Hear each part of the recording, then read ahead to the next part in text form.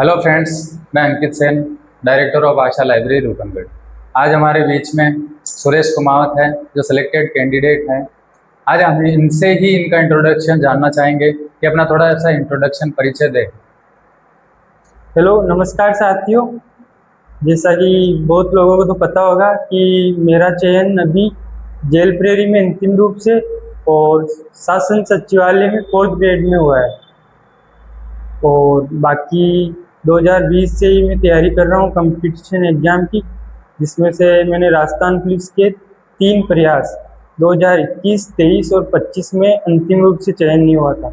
तो उसके बाद भी मैंने हार नहीं मानी और लगातार तैयारी करता रहा। तो अभी 2 में अंतिम रूप से चयन हो गया है और वर्तमान में जो सब इंस्पेक्टर है उसका पीईटी कॉल भी हुआ है।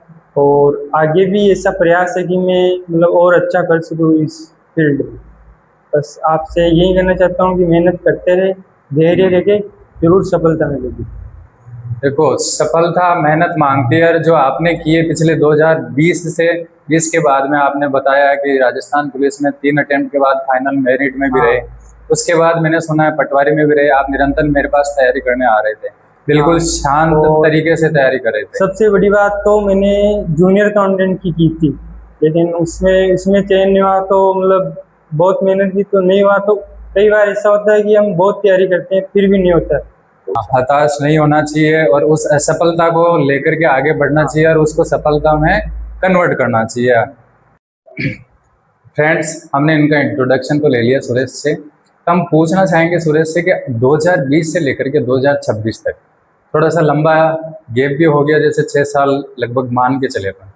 तो इस दौरान आपके जो मन में क्या विचार आए थे, कैसे आपने आगे तैयारी को निरंतर रखा, क्या क्या कठिन परिस्थितियों का सामना करना पड़ा, वो सब कुछ बताए थोड़ा हमें डिटेल में। सबसे पहले तो क्या मैं 10-12 में पढ़ाई में ठीक ही था। तो ये एक चैलेंज तो था कि मेरे पास दूसरा विकल्प भी नहीं होता। जैसे बहुत लोगों के तो होते हैं फैक्ट्री धंधे वगैरह, तो वो नहीं था। तो वो एक मोटिवेशन था कि ज़रूर लगना है अपन को। और बाकी कभी ऐसे भी टाइम आता था कि कुछ नंबरों से रह जाता, तब घर वाले दोस्त वो भी सपोर्ट करते थे कि तू कर लेगा। और विशेष तौर से तो मेरे जो नरेंद्र जी सैनी सर है, सिलोरा प्रिंसिपल है अभी, तो उनका भी कभी भी ऐसा लगता था कि असफल हुए तो वो बहुत मोटिवेट करते थे। तो इन सालों में कभी आपको लगा है कि जैसे भाई आपका सिलेक्शन नहीं हुआ, तो ऐसा लगा कभी गिव अप करना चाहिए या यार पढ़ाई छोड़ देनी चाहिए, भाई मेरा सिलेक्शन नहीं हो रहा है, वो कुछ ऐसा ख्याल आया क्या? वो तो अगर असफल होते हैं तो सबके पास ही आता है कि जो पढ़ने वाले सबके मन में आता है कि यार अब नहीं हो रहा है तो अब करे क्या। उससे हटकर हमें अलग सोचना है और निरंतर तैयारी करते रहना, तो हो जाएगा। हाँ भाई, वो डिसाइड ही कर लिया कि भाई मेरे को तो लग के ही रहना चाहिए, कोई सी भी वैकेंसी हो। कुछ लोग पढ़ते हैं 16 घंटे, कुछ 8 घंटे, तो वो हमको खुद को ही तय करना है। जैसे हमारी विल पावर कितनी है। कोई 8 घंटे में भी अच्छा कर लेता है, तो किसी को 12 घंटे लगते हैं, किसी को 16 घंटे लगते हैं। और मेरे बारे में बताऊं तो मुझे लगभग एवरेज 12 घंटे तो चाहिए होते थे पढ़ने के लिए, इतना पढ़ता ही था। सही है।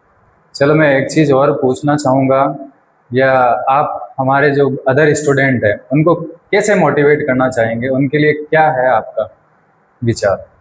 बस वो अपना सिलेबस से अकॉर्डिंग, उस अकॉर्डिंग आपको सब्जेक्ट आने चाहिए। बेसिक तो हमेशा क्लियर करना ही चाहिए, सिलेक्शन का पहला रूल है।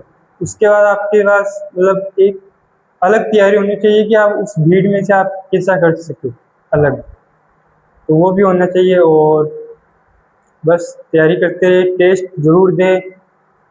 और सबसे सिलेक्शन में सबसे ज़्यादा जरूरी होता है रिवीजन, क्योंकि हम पढ़ तो कुछ भी लेते हैं, लेकिन अगर उनका रिवीजन नहीं होता है ना, तो वो फिर माइंड में क्लिक नहीं होते हैं एग्जाम टाइम।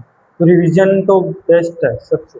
रिवीजन। और एक हमें ये बताया कि बच्चे आजकल थोड़ा सा कंफ्यूज रहते हैं क्वेश्चन कैसे अटेम्प्ट करें, क्योंकि नेगेटिव मार्किंग होती है। तो नेगेटिव मार्किंग से बचने का कुछ तरीका है आपने? अगर हम एक अच्छे लेवल की अपनी तैयारी हो जाती है लगभग, तो उसमें जो एलिमिनेशन मेथड होता है, जैसे 4 ऑप्शन है तो हमको 2 आ रहे हैं 2 नहीं आ रहे, उनको ज़्यादा से ज़्यादा काटो। और आपकी इस लेवल की तैयारी हो जाएगी ना कि तो आप खुद को पता लगा कि गलत क्या है उस ऑप्शन में, हाँ तो अपने आप हो जाएगी कुछ। हमको बहुत सारे सब्जेक्ट है तो हमको किसी भी सब्जेक्ट को पूरा स्किप नहीं करना चाहिए। जैसे इंग्लिश मैथ वगैरह वीक होती है किसी की, तो उसमें अगर 10% आ रहे हैं तो हमको 6% का तो प्रयास करना ही है, तब जाके आपको कोई दिक्कत नहीं आएगी। इससे मतलब हर सब्जेक्ट को हल्के में नहीं लेना। तो फ्रेंड्स, हमने सुरेश से बात तो कर ली, इन्होंने बताया कैसे स्ट्रगल की, कैसे मेहनत करी और कैसे सिलेक्शन लिया है इन्होंने। तो आई होप आप भी ऐसे मेहनत करेंगे और आगे। तो सुरेश, आपको आगे फ्यूचर के लिए बहुत बहुत शुभकामनाएं आशा लाइब्रेरी की तरफ से। Thank you. और आज आप आए हमारे साथ, इसके लिए भी बहुत बहुत धन्यवाद आपको।